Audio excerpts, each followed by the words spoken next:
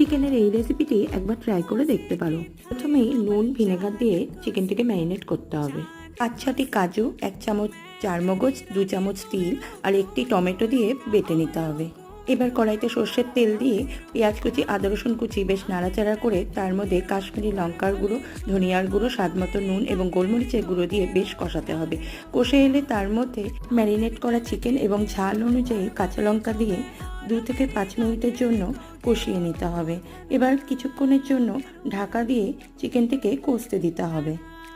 এবার তার মধ্যে টমেটো তিল বাটাটি দিয়ে আবার 5 থেকে 7 মিনিটের জন্য বেশ হাই ফ্লেমে কষিয়ে নিতে হবে। মশলাটি কষে তেল ছেড়ে এলে তার মধ্যে পরিমাণ মতো জল দিয়ে 15 থেকে 20 মিনিটের জন্য ঢাকা দিয়ে চিকেনটাকে সেদ্ধ হতে দিতে হবে। সবশেষে সামান্য একটু চিনি, গরম মশলার গুঁড়ো এবং কসুরি মেথি ছিটিয়ে দিলেই আমাদের কিন্তু তিলে বাটা চিকেন একদম রেডি। এক ডিনারে পরোটাই চিকেন ফাটাফাটি।